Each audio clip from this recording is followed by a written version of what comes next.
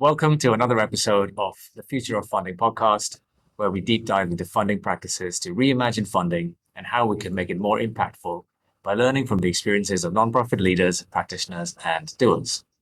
Today's guest is nonprofit leader, social innovator, and now relatively old friend of mine, Johnson Oy. Welcome, Johnson. I'll pass it across to you to tell us a little bit about yourself, Epic, and anything exciting that's coming up in the near future. Yeah, hey Rizwan, really happy to do this together with you. Thank you so much for the opportunity. For those who don't know me, my name is Johnson Uy. I'm based in Malaysia. I've been in the social sector for about 15 years now.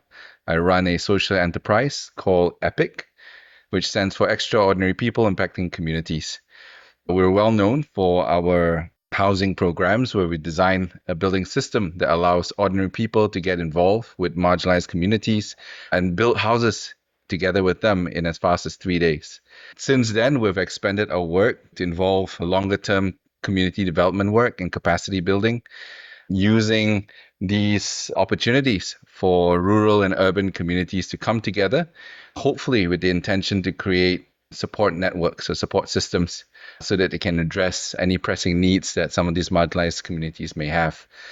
Um, yeah, what's exciting right now? Last year, we started pushing our limits. We are now building 100 homes on an annual basis, and that's continuing this year. And I have a feeling that we will be exceeding that target. At the same time, we are also looking for alternative ways to build more houses at scale, to be able to provide more options and utilize new types of sustainable materials, including bamboo. I think aside from that, we've got a couple of exciting projects with communities that we've completed houses in, which involves helping them identify what their aspirations are and also providing them with the necessary support, which includes expertise, mentoring, as well as, of course, funding in order for them to achieve this. And this could go many different ways. But I think some of the potential outputs of these projects would be new businesses, improvement to infrastructure, or projects initiated by community members to enhance their quality of life. That means that you're both raising money and on the receiving end of funding, and then also a conduit for the use of that money for community benefit. Is that right? So now you're actually giving out grants or giving out financing into those communities? Yeah, we are, although in a much smaller way. Well, at least it gives you a Give it little out insight there. into both sides of that conversation, doesn't it? Which is great because it leads us into the first part of this podcast, which is typically where we open up some of the more helpful funding approaches or conditions that really allowed you and Epic to operate better, feel better, and generate better impact. So yeah, I'll let you give us some insight into your top 3 or 5 most helpful funding approaches that you've encountered across the last 15 years now that you've been doing this? Yeah, it's been 15 years. Feels like Yeah. yesterday since we started. Although sometimes I do feel like I'm still so fresh. No, it's a lot because you've had the challenge also of having to raise fairly large amounts of money because of the type of work that you are doing, which is the building of more sustainable housing for demographics in rural poverty. So I would be really interested to get your view because I think the funders even that you typically engage with are a little bit different to the funders that typical developmental nonprofits engage with. So I'll hand across to you and see where you'd like to Sure. start. Yeah, I hope to establish some context, I suppose, for the listener to understand the way we engage with our funders, where being a social enterprise, we're not necessarily just grant receivers, although a large part of our funding, especially for more innovation type projects, are funded by grants. Our bread and butter activities like building homes and so on is actually sold to companies as a team building activity, where typically companies would engage us as clients slash sponsors. So it makes the engagement rather unique as well compared to other nonprofits or other social impact organizations. So I think in that particular context, then there are different nuances to it where typically if we are treating them as a client slash sponsor, then it's a two-way relationship where there are certain values that they're trying to get from the engagement that would meet their KPIs and not necessarily socially related or social impact related KPIs. In the case of team building activities, they're looking for a good, comfortable, fun, engaging experience that would help them with their team. So engagement does sometimes get a little bit more complex, I suppose. But with that being said, if we're talking about some of the better experiences that we've had in Epic, I think there are some general principles or conduct that these people would have. I'll name a few if it comes to mind, but I just wanted to maybe give a general feel in terms of the ones that really you feel a lot more encouraged and you feel like they genuinely are helpful. I think these are sponsors or funders or clients that take the effort to understand what our mission's about. And they do their best to understand what's at stake for us as well. In our particular case, we are dealing with a marginalized community, a community that may not necessarily be used to conducting themselves in a professional way. They don't work on 3 to 5 business days, right? They work on a different pace and they have different expectations. And they're also dealing with potentially backgrounds where they have traumas and so on.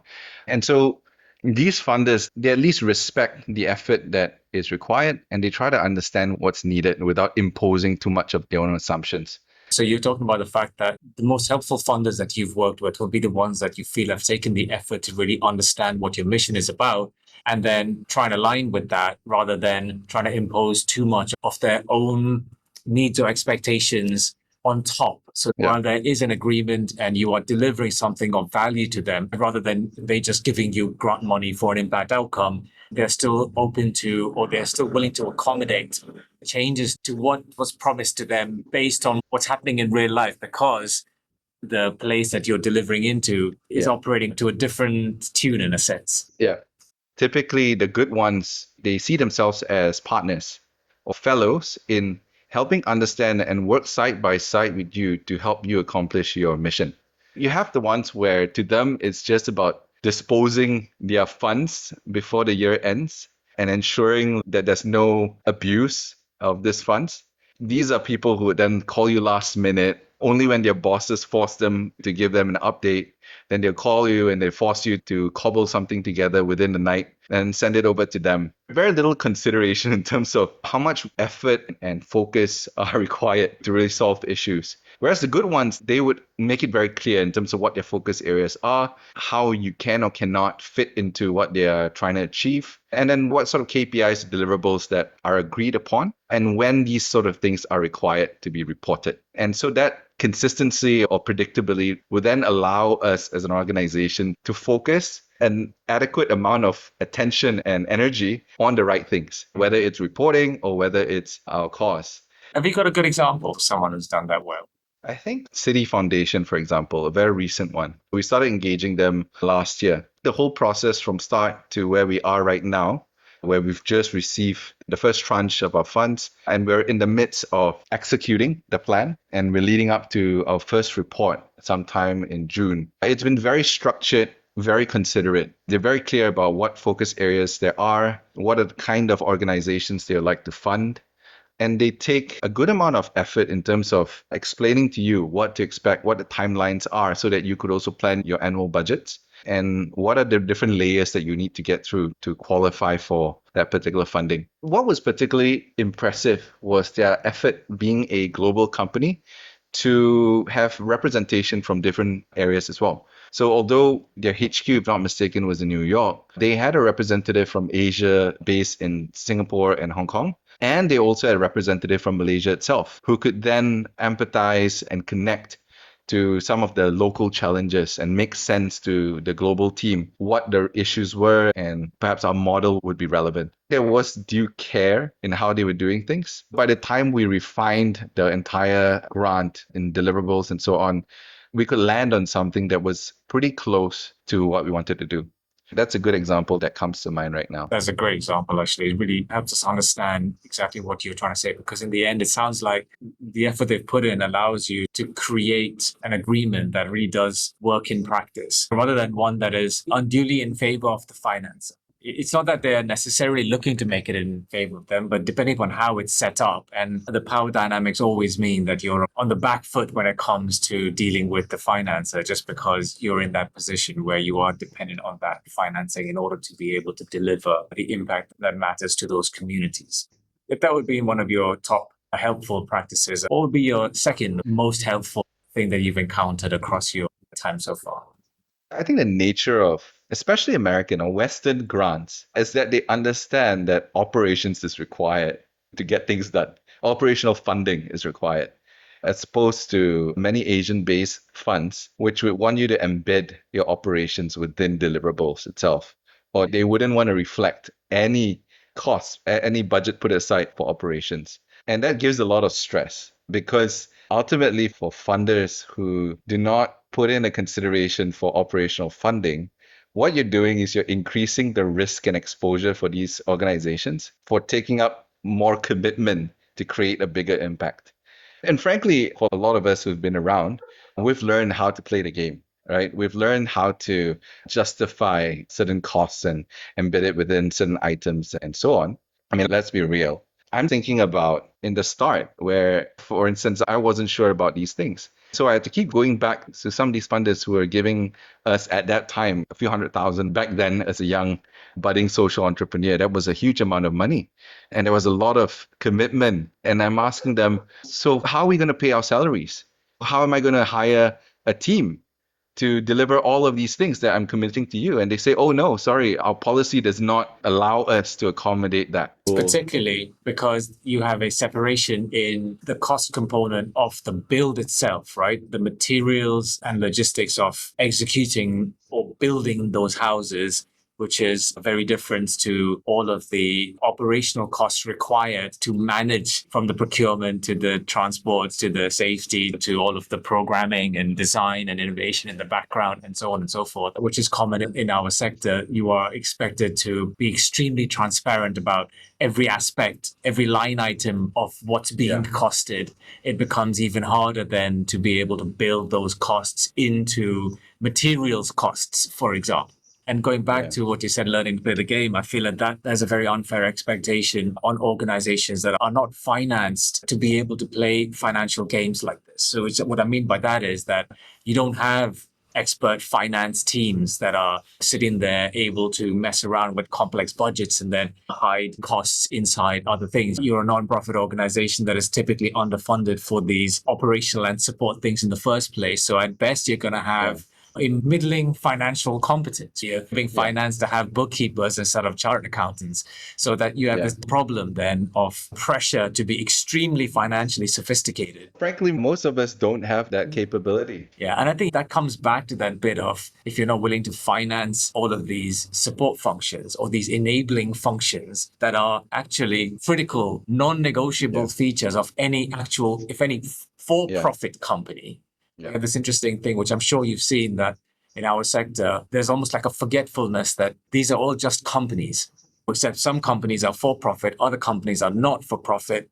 But the same needs and requirements apply for the company to be successful in its ability to deliver any outputs or outcomes. No, absolutely. You still need to be able to attract and recruit and retain talent, which is essential to any organization or any company. A company is a company of human beings, right? Looking to focus on achieving a particular cause, a particular mission.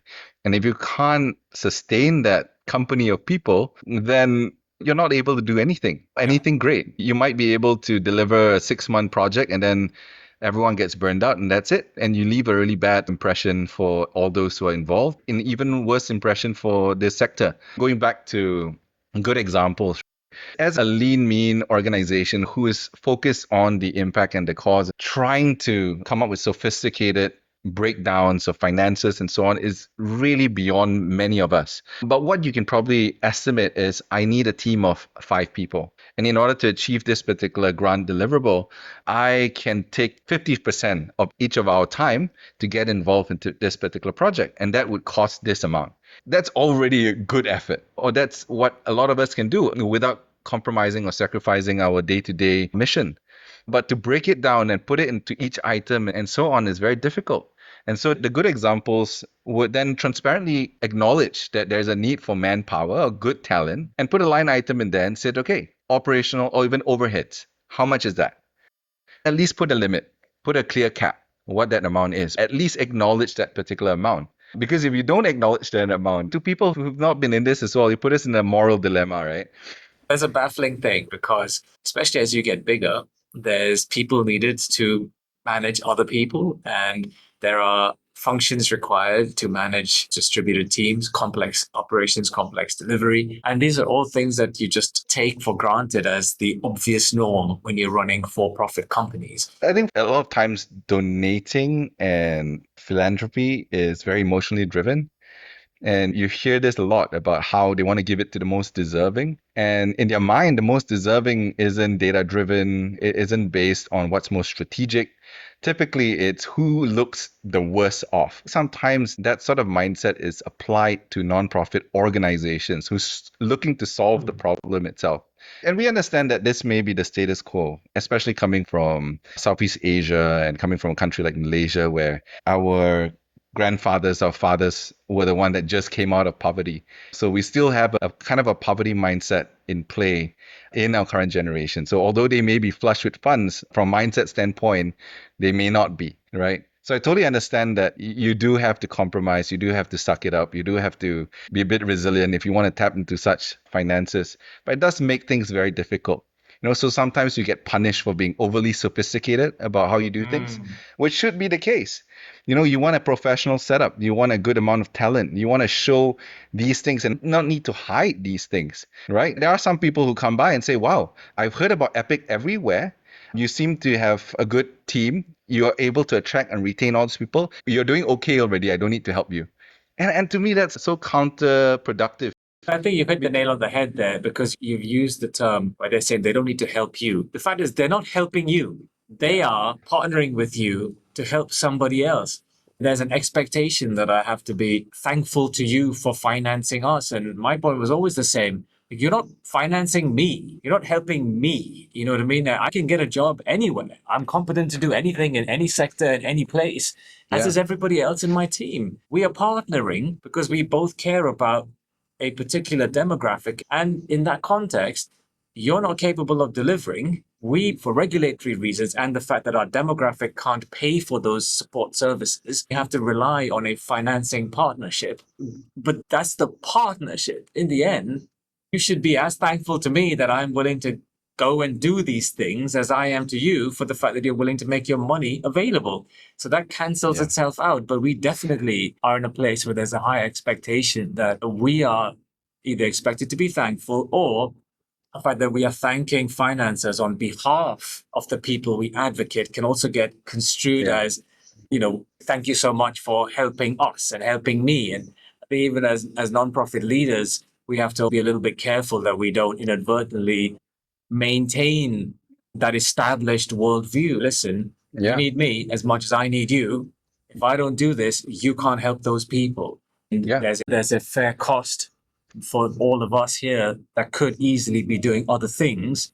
I think an important point to make that at the top financial position that we put forward, we are still subsidizing that cost relative to our commercial market rates and value. And as you will be aware, there's that assumption that you're in the nonprofit sector because you couldn't do anything else is wildly false. It's almost all of us could easily be doing things in other places. So I feel like that comes back to this point of recognizing that they're not helping us. They're helping together. We are helping somebody else. Yeah. I think those who have resources have to see that they're in a privileged position and a position of responsibility to not just sustain that immediate partner, but also to ensure that you uphold the impact sector's ability to sustain and fill in the gaps. Okay, great. So that's the second really useful point that you were talking about, which is about funders that recognize the necessity of operational funding that allows for fair salaries and fair operational support systems and all of the things that allow organizations to really operate well and efficiently and effectively. Especially for long-term development. And you're right. But I think a lot of talented people put their lives on the line to create real impact. And so these are the people you want to support, and these are the people that you want to keep in business so that they can realize whatever vision or mission that they're on. But yeah, like you were saying, it's just a very funny situation that we're in, which I have to say that I totally embrace and I like the challenge. It's a non-malicious position, and this is the thing Yeah, that I think we all learn as we get older. When you're young, it really does enrage you. Talking about what these things make you feel when you're young yeah, and you don't have a full perspective on the world, and it's a bit black and white. It's enraging. And then yeah, you get older and you realize, look, it's all well-meaning.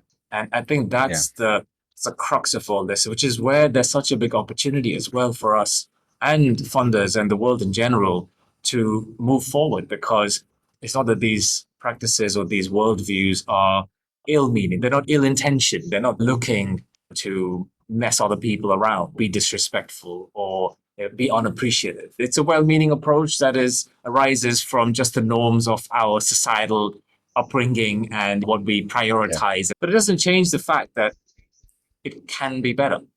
And that's, I guess, what we're talking about today, right? So we've highlighted two good practices. Do you have a third one that stands out for you? I do.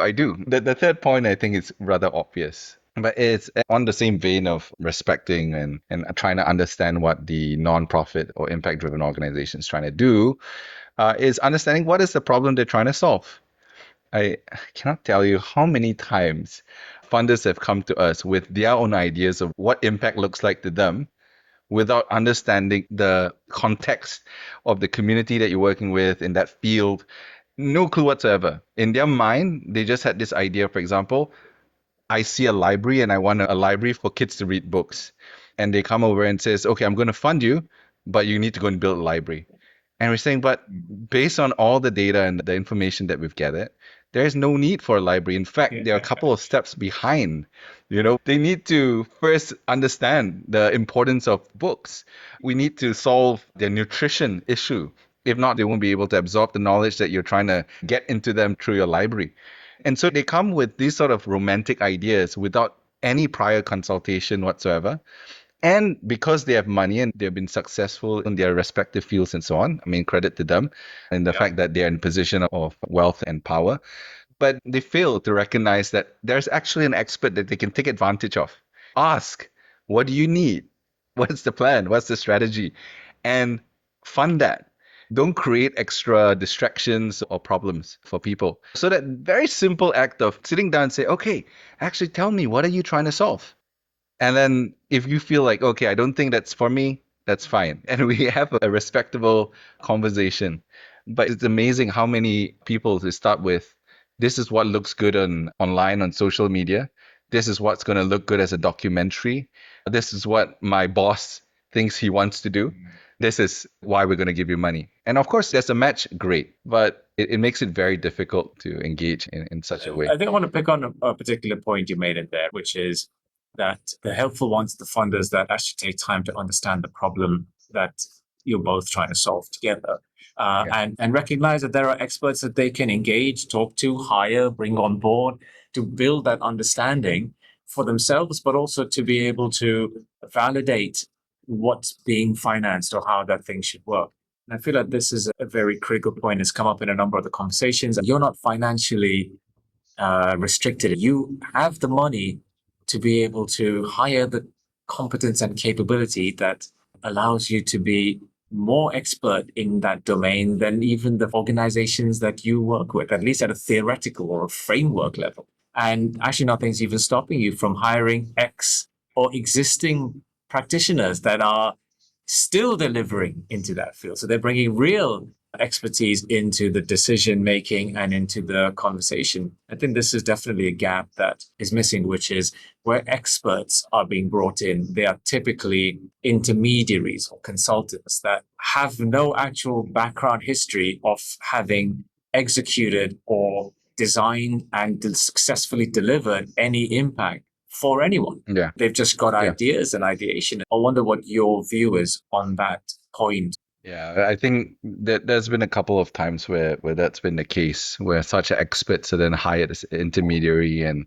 many of times these are generic consultants, or a lot of them are more accountants or people from a finance background, bookkeeping background, and sometimes I feel like maybe they would seem to underestimate the level of thinking and experience required to navigate some of these complex developmental cases or challenges.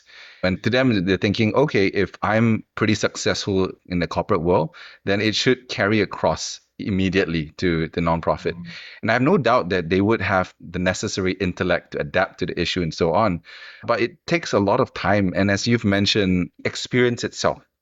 Because there are a lot of nuances that comes with dealing with marginalized communities. They're not people who are necessarily motivated to engage with you. And perhaps I should clarify that. In the work that we do, we're very aware about the challenge of learned helplessness and Absolutely. how we take the effort to not perpetuate that further and not fall into temptation to use money or material reward as a carrot to pull them into a program. So these are due considerations that we may have, but these are perhaps not things that are considered in a corporate setting because you do have No. KPIs, you have strict deadlines, and you want to report a positive outcome to your superior. Yeah, well, you're a vendor Yeah. in this particular context, especially when you're dealing with Yeah. CSR or company type clients where they're looking for employee engagement as their primary return. So the funder is not always, in your case, financing impact as their number one priority, but the impact is a secondary priority relative to what it is that they're trying to achieve. But before we Yeah. move on, I would love you to tell us a little bit more about learned helplessness. Give us a bit of insight into what that really means. So the thing with a lot of marginalized or impoverished communities is that they're exposed to a lot of external aid that probably comes from the government and charities. And these are not necessarily bad things. The issue is that there is no clear exit strategy or framework that's been put in place. And so they are constantly engaged as simply beneficiaries for things that people would like to unload on them. And then this creates that dependency where they become resilient and adept at surviving in this particular environment where they know how to continuously qualify for aid without the ambition to break out of this cycle, which should be the objective, right? For them to gain independence and agency. But because they've just been constantly exposed without any hope to exit it, then they've just become very adept at it. And I'd say that this is one of the biggest challenges that we face when dealing with marginalized communities.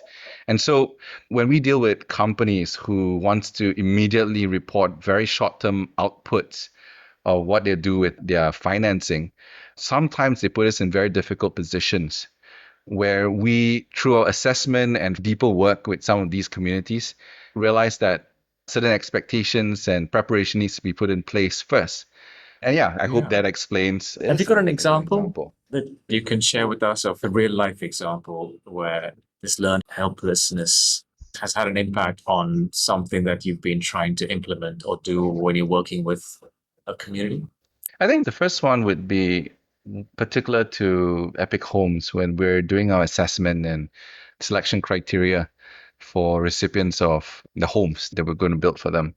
When we noticed that somehow they're very clear about where the poverty line would be. So a lot of them would say, oh, we're directly below this particular amount. And I totally understand what they're trying to do. But I think one of the concerns that we have is that what does that do to their psyche in the long run? Where there's a fear of thriving, there's a fear of being independent. Because you will then no longer qualify for this kind of support and help. Yeah. And we're changing the way we measure our impact and moving to a position where we will be favoring people who are showing signs of improvement, of effort and dedication, commitment to empower themselves, their families, and their community. And that's aligned with mobilizing and empowering ordinary people to create extraordinary impact in their communities, in line with our mission. By empowering these people, then there's a much greater potential for rippling effect to take place. So we ourselves, we're also being very mindful. I think that's a great example. So if I try and see if I've understood it, what you're saying is that because these communities are typically exposed or overexposed to these types of aid, either governmental or non-governmental, and the gap between, I guess, their current financial or socioeconomic status and real middle class is quite big.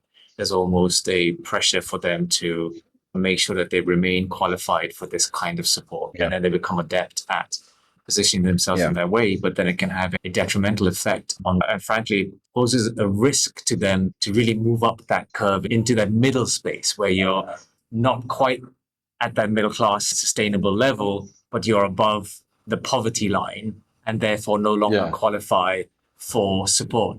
And that's actually a very interesting insight that has implications for a lot of impact design. So thank you very much for sharing that. I learned something interesting there.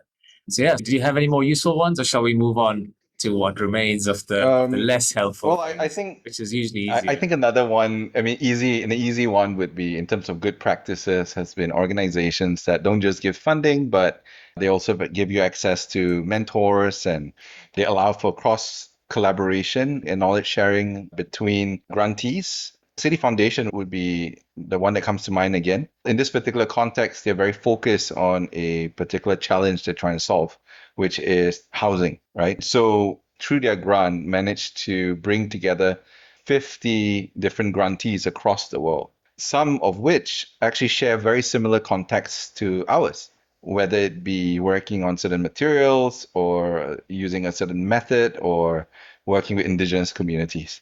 And although it just started, we've already had a couple of enriching interactions with some of these people. And I think that funders, because they have the power and influence through their money, has a way to attract these people together. And so even opening up the network so that people can cross collaborate, that itself is I think a good practice that should be continued.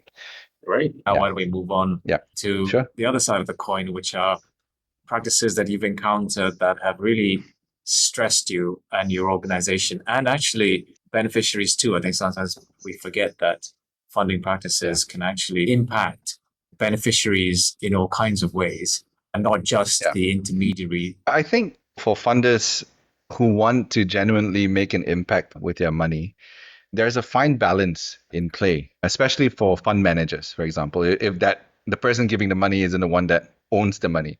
And that fine balance is between creating genuine impact and then also governance. I think the ones that are challenging are those that are overly heavy on the governance aspect. First of all, they're very inwardly focused.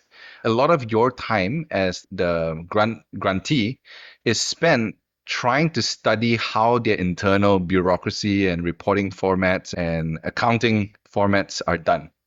And that uses a lot of unnecessary amount of time, because as an impact organization, that's not where your focus should be. I understand that there's a certain level of governance that are required, but that typically happens at the beginning where you share whatever due diligence documents are required. So once you're through that, then you shouldn't be treated like a person that is going to run away with the money and you're out to cheat someone. But sometimes that's the kind of impression that you get. And that's like the amount of gatekeeping that they have with their resources and stuff is amazing. It's as though a lot of resources are spent trying to gatekeep their money, and not enough resources are being spent trying to sit down with you and understand what are you trying to solve and how can we fine tune our governance and our bureaucracy to accommodate genuine impact that you guys or the players out there would want to make. Which is interesting. There's a hidden point in this, right? Which is the point you made of the fact once they've done their due diligence, or when they do their due diligence, they should have worked all this out, and they shouldn't be spending the rest of the grant life cycle gatekeeping or mitigating against that risk. Which kind of brings us to a key point, which is how often do any of these organizations do a proper due diligence? I often find that they are doing the things that should be done at the due diligence stage after giving you the grant, instead of before giving you the grant, which makes for a very untrusted relationship later on. Yeah. And sometimes, especially from corporates, where they may not have a grant giving department set up or CSR department, you may have people that are double hatting from different departments. And I think as a result, they are very used to working with vendors within that corporate vendor sort of relationship. And so they're very used to cracking a whip, and they're holding a whip. Whereas if proper due diligence has been done, the ideal position that you would want them to take is as a partner in solving a particular cause or particular problem, which ultimately would maximize their ROI in terms of impact, whether it's CSR, ESG, or Right. whatever. But because of that particular stance that they might have, whether knowingly or unknowingly, it creates a lot of anxiety for the grantee. And what ends up being the case is a lot of our energy and our attention would then be spent trying to appease the funder. And not enough attention then is spent trying to solve the actual problem itself. And I think that then creates situations where people might not want to be transparent with you. People might be massaging the report and the numbers and so on so that you get off their backs. I don't think that's a good position to be in because for a lot of corporates and so on, there's so much talent. And if we can put ourselves in a position to put our heads together to solve the issue, we'll all be able to achieve whatever it Yeah. is that we need to achieve. So do you Yeah. think, in your Um, opinion, that funders on balance do a good enough job at the diligence stage? in my experience, based on all the different funds that we've gotten, maybe about 10-15% has done that. The rest are the basics. And a lot of it is not focused on what your track records are, what have you done in the past, why do you do it that way, your theory of change. I've probably never really come across many people who ask us that question. Most of it is financial and legal. They're not investing enough to establish genuine trust beforehand, and therefore they spend the bulk of the time post giving you the grant, gatekeeping the grant, and just making sure that you're spending exactly as planned and so on and so forth. And then it's really sucking away resources, energy, time, motivation away from being able to focus on the important thing, which is impact, and ends up focusing on trying to make sure that you don't upset that particular funder or financer, especially when those are larger or visible funds. I mean, I can totally understand where they are coming from. This is all well-meaning, right? Everybody is just doing their job. It's not that anyone's trying to be detrimental in any way. And I think that we've established as a core foundation of most of this conversation is that we recognize that these aren't malicious or ill-intentioned actions. But it's worth highlighting or drawing out because people don't recognize the consequences of those choices or the fact that they have a follow-on real-life impact on how efficient or effective your partner is going to be in achieving outcomes. For people who are managing these funds, it could be a lot more enriching and a more productive situation to be in where you're not primarily just a gatekeeper, but you're an active collaborator in trying to solve real pressing social issues. And that's what would make the experience worthwhile and more rewarding to people in this place. I think that's a very important point. Moving on, I think just building on this issue of being overly governed, I've come across foundations where they're giving out sizable grants and they expect the grantee to front everything themselves first, 100%, and then come back on a claims basis. But the reporting process is so tedious where every single item needs to be accounted for, it needs to be documented. And the turnaround time to receive these funds is also pretty long. But there's been cases in this particular case as well, a very real organization, where following the completion of report and submission of it, they would reimburse the money to you. But then you realize, oh, there's a certain lack in the amount. They didn't actually reimburse all the amounts without actually informing you that they didn't. And so we needed to then chase them, which they then said, oh, it's because these documents were lacking. And that's why we didn't reimburse you. Instead of alerting us that something is missing and to complete that bit of documentation. So clearly it also gives a lot of work for everybody involved. But can you imagine the amount of risk that you're placing these organizations under? Where most organizations, they don't have the money to float. And it becomes counterproductive where the blessing becomes the curse, right? The bigger the amount you get from such organizations, the more anxiety you actually put onto them. And where are they going to get the money to front this project that you're going to get from these guys, right? I mean, this sounds like, certainly for me, it's an unusual approach to funding where you do it and then you reclaim. But this is still very common in the funding system where the funder will just delay the release of the money long beyond when was originally Yeah. agreed, on the assumption that Yeah. you're just going to float the amount of money to keep paying all the salaries and the project work and so on. And Yeah. sure, you can reclaim it back when we eventually give you the money in September rather than March or May. Yeah, you can reclaim that expenditure, but it falsely assumes that these organizations have that pot of money just sitting there that they can utilize, when that's just not where nonprofits are genuinely able to be, because everybody else is expecting a direct money to expenditure thing. Nobody is leaving you with money that you can just put in a bank somewhere for a rainy day. And 3 months is about as much of a rainy day as any nonprofit's typically able to survive. And I've seen expectations of runways of 9 months and 1 year. And for you to build a 1 year runway, somebody is going to have given you money That's huge unrestrictedly. already if you can build a 1 year runway. Exactly, but it does imply that there has to have been enough funders in there that were willing to give you unrestricted money that you could put away and keep as a runway, as compared to all of the types of funding you've been talking about so far, where it's money for delivery. So if it's money for delivery and you're not in a position to be able to add a buffer costs or a buffer on top of that, how do you get to a place where any grantee can survive that time? So I think that point is super well made, even if the contexts are slightly different, because it is actually surprisingly common. So they make a difference. Any number of times funders just didn't come through at the time that the grant was supposed to begin. And although they allowed us to recover that money later, if we didn't have a third of our money coming from volunteers raising that money on, from friends and family, all those teams would have just collapsed, because there'd have been no money to pay any of the salaries to keep them along. So then by the time you get the money, there's no team in place to do the delivery. Yeah. I mean, this organization I'm talking about requires you to spend 100% before you claim. It's not like they're giving you advance, and then when you hit 80% threshold or 50% threshold, then you can unlock the next tranche. It's not that sort of setup. You spend a 100%, complete your reports, your documentations, then you get your 100% if you're able to get your 100% back, right?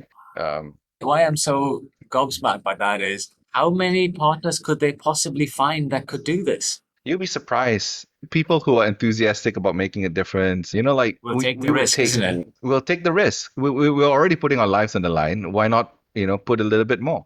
But yeah, and I think to organizations like that, sure, if that is the standard that they want everyone to meet, they need to be aware that not everybody has the capability to do so. And if they want people to perform at that level, then they should factor in the budget for people to do so, to hire the expert, hire the bookkeeper, hire that extra personnel to ensure that they can meet these requirements. If not, I'd say it's a totally unfair exchange. It's a very unfair transference of risk.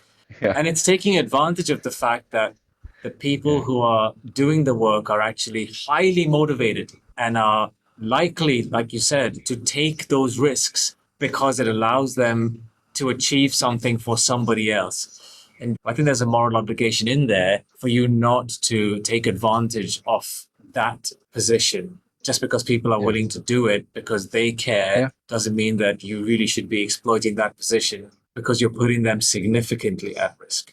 Yeah, again, I think these organizations need to think about why they're in this business in the first place. Like, what are they trying to do? Where super effective bookkeeping and being top level monitor and governor will not necessarily translate to actual impact on the ground, where the challenges is so much more dynamic than they think. Great. Any other points before we move on to the I think because I think you covered quite a few. I did cover beforehand. a few before. Yeah, I'll run those through quickly. You talked about organizations that are just looking to dispose the funds before the year end and are only interested in financial security, right? They just want to get rid of that money, and their only interest is that they manage the fraud risk or the spend risk on that.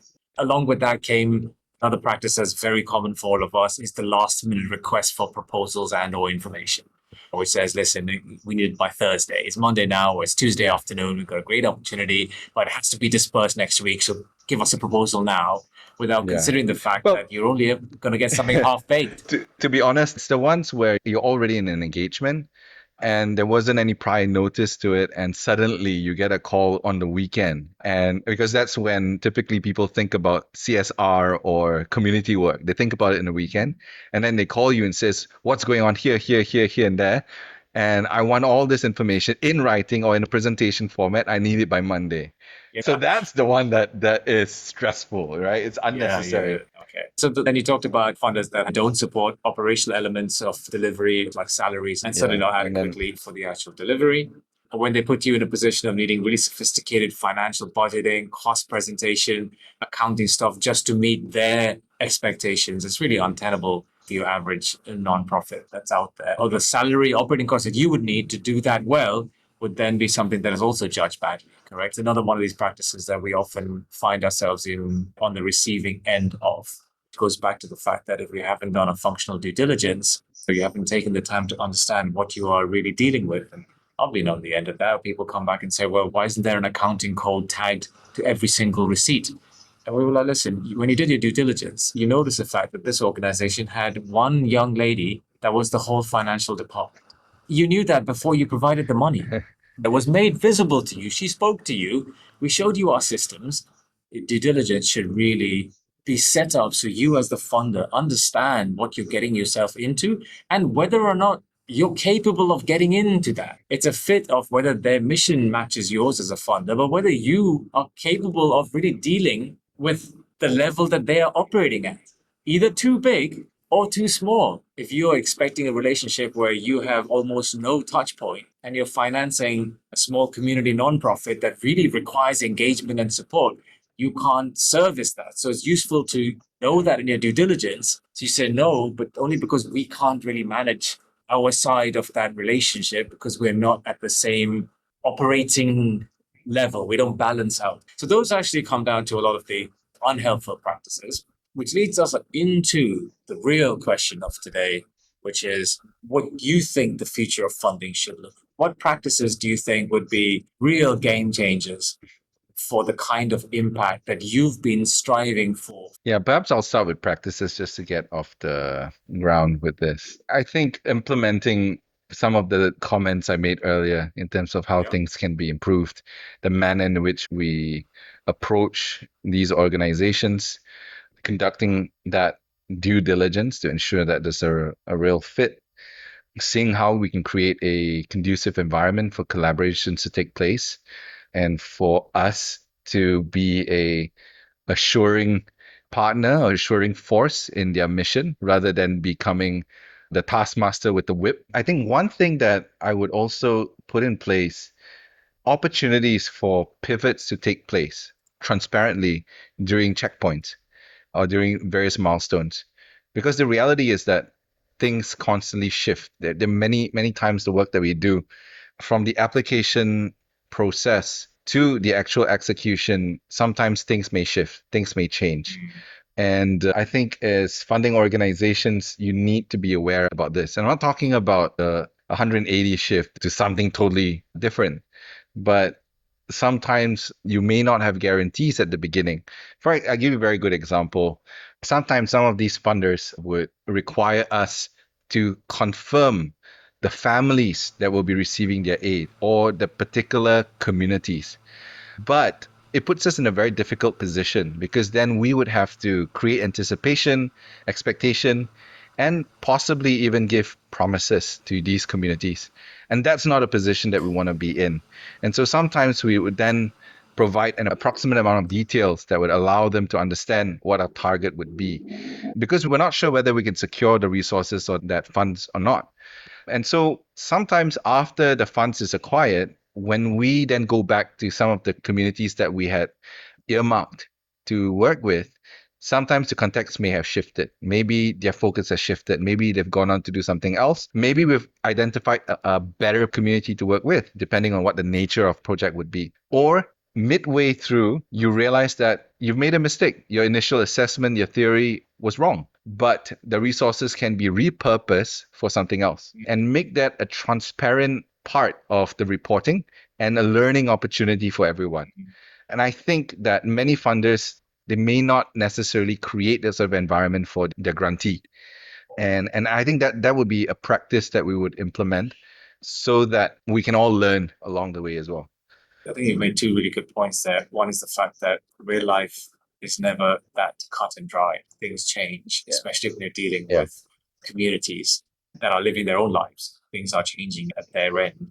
And they're certainly not looking to accommodate whatever your commitments are. They're going to carry on as they see fit. And then following on from that, an even more important point that you made was about the fact that by expecting you to provide all those details before agreeing or confirming money or grant, it puts you in a position of setting expectations that you may then have to face, which then leaves a very challenging and bitter experience for that community because their expectations have been raised. Yeah. That kind of goes back to that point of moral obligations, which is who bears responsibility for raising expectations and then dashing those expectations, and what effect does the dashing of those expectations have both on their worldview but also on the potential for you to be able to go and help them again in the future? Can you go back again another time and say, well, I'm sorry, I know we said we would do these things and then it failed, because that community is going to treat you as the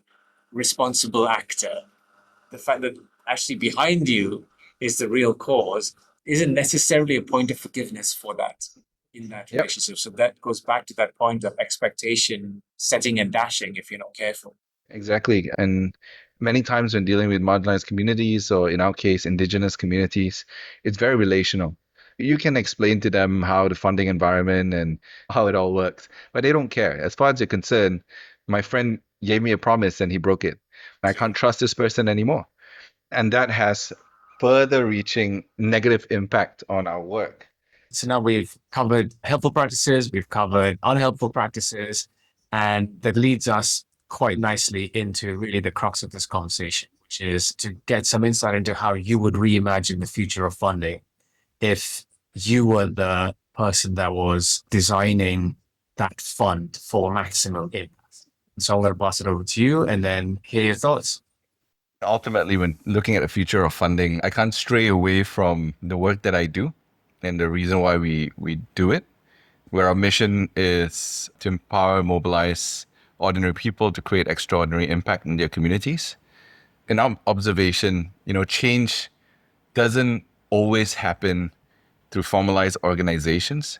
Many times it's actually the local community champion who has the initiative, the drive to fix something, to improve something.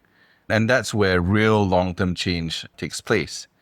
And I think the model of simply just relying on formalized organizations to pick up the pieces, I don't think that is sustainable.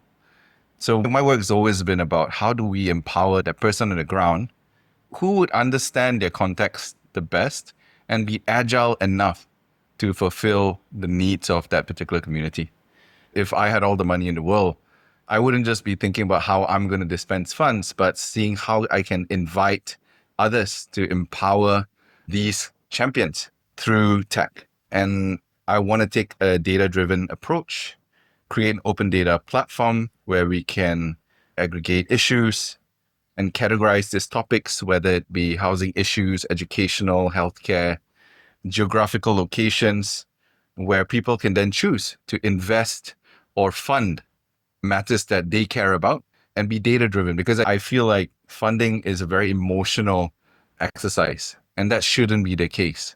So I think if we are able to be a lot more data-driven, perhaps we're not just funding those that seems the worst, but perhaps high potential subjects and communities that can be empowered and liberated so that they too can also continue this rippling effect into other communities around them.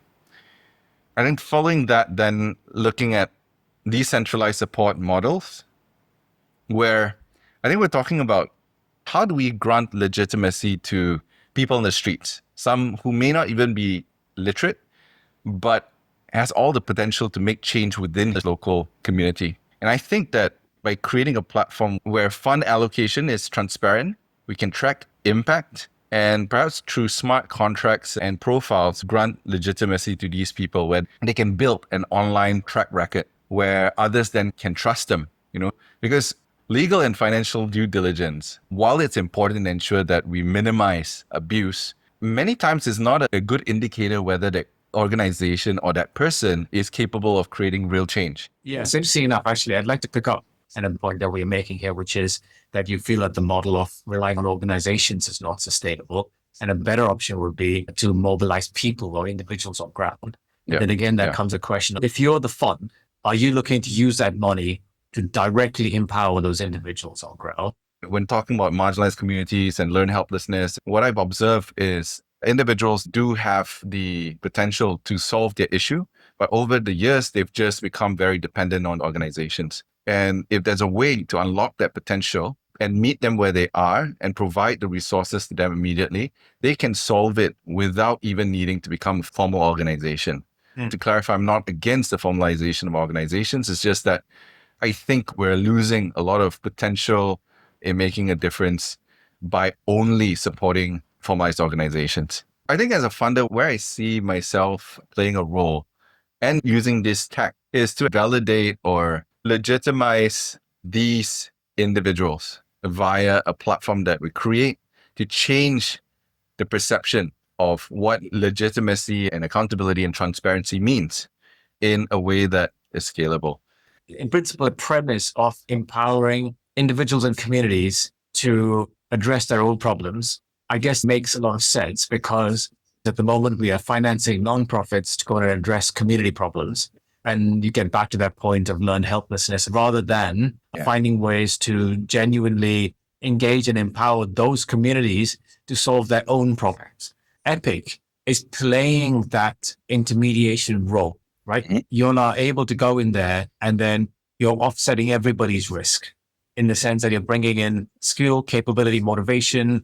You're acting as the crux where other kinds of skills are able to come through. It's almost like you're an API for other things to reach that community. But if a funder was going to provide that money effectively, they would have to build an Epic grade capability. Yeah. Does that make sense? But then the premise here is going back to that thing of saying, if you had a fund, this suggests that what you would do is deploy that money into an operational infrastructure that is then paired with a financing infrastructure or an operating infrastructure that then is able to operationalize that money directly. So although I don't normally head down the how piece, an example of that I've seen certainly in practice that works very well is the collectivization of those communities. So one of the interesting things here is investing in the collectivization and eventually a self-governed collectivization in those communities. Yeah. Have you seen that work in practice anywhere? Have you managed to put that in place? In our experience, that has been extremely difficult to achieve, where it requires a consensus. So if you're expecting consensus, that's difficult in these communities. If you're looking at collectivization across the entire community, then that's difficult. But if you're talking about a few committed people who could come together in an organized way, then that's possible. In fact, that's something that we're working towards actively right now. And it's taken us a while, but what we've seen is that the moment a few of these champions emerge and show evidence for success, then immediately on that level, it's almost like people pick it up really, really quickly. Right.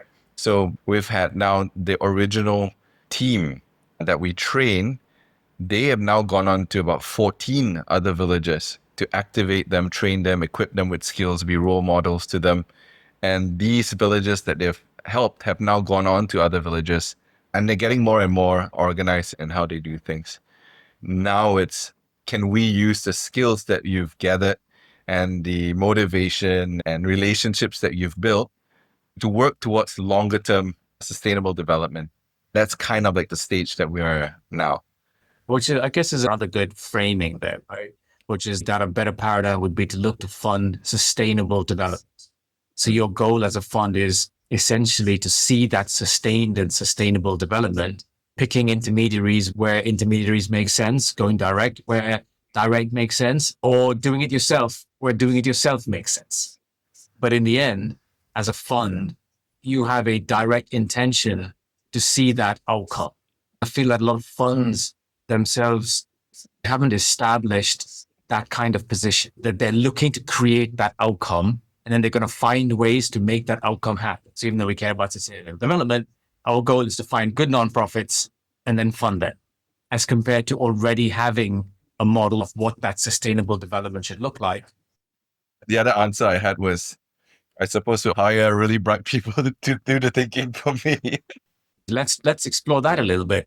Let's say you had the money and you were going to hire really bright people. Describe those bright people to me. I mean, right now I do have really good people, but of course, ensuring that these people have real life experiences in community development or making a difference in various fields, not just academics or high level corporate people or consultants. Because I meet so many bright people who's made a lot of money. Perhaps they know how to work the corporate world, but social impact itself is a whole nother animal. And you need to be immersed in it, especially if you're talking about working with marginalized communities, other human beings who may speak different languages, different cultures.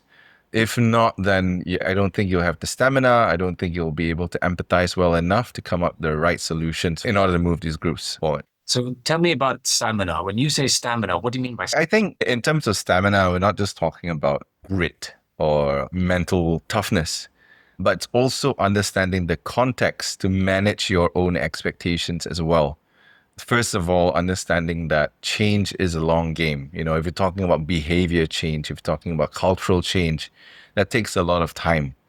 Two is that when working with marginalized communities, especially communities that may not necessarily be from a similar culture as yours, you need to factor in the time required to first even engage, develop some level of understanding, and then be able to connect with them, to be able to reach some level of influence in these communities. All of that takes a lot of time. And it's not as simple as I have the money, you want the money, you do what I want you to do, which is often the expectations that many people with resources have. They think that all they lack is money, but that's not the case, right? So by the time you go through this phase to then ideation and solutioning, that's going to take a huge chunk of time.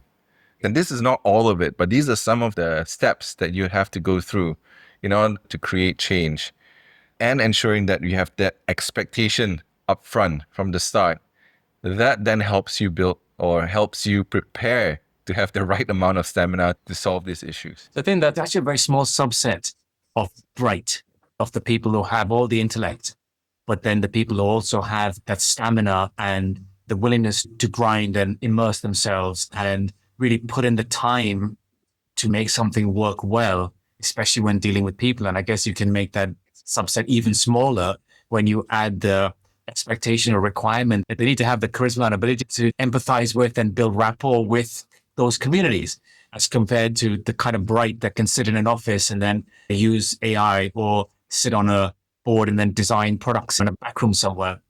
And you're working with those communities, you kind of have almost those three pieces, right? You need that base capability, you need that stamina and drive, willingness to put up with the time that is required to really immerse. Then you've got that third bit, which is the ability to engage with and interact with people outside of typically your life experience. Like, I guess to me, those are the three core things. Do you also feel as those are like the three really key characteristics that you're looking at if you want to build teams that are likely to succeed in these challenging environments that require the innovation, but require the patience and the trust building over time, which I think is pretty much a good description of you, by the way, certainly from my experience of knowing you, over the last, whatever, 15, 16 years. In many ways, that's a pretty good description of you. You've got the capability, you've got the stamina, you've got the drive, you've got the grit, immersed, do it again and again and again. And you have that rare ability to interact with all kinds of people, right from the Oran Gasly right up to corporate CEOs, in a way that all of them are able to trust you and engage with you, and you're able to be yourself up and down that entire continuum. So like I said, I think it's a fairly small subset of people. So it was looking for hiring those great teams. It's not an easy hiring challenge. Like, you really need to know that you're looking for that. And then your hiring has to surface those three things in someone if you want to really build powerful, powerful teams. I appreciate that observation. Appreciate the opportunity. I really hope that, whatever that insights that I've provided would be helpful to you guys. On which happy note, I'm about to say thank you so much, Johnson, for putting the time in to join us for this podcast and share your valuable and inspiring experience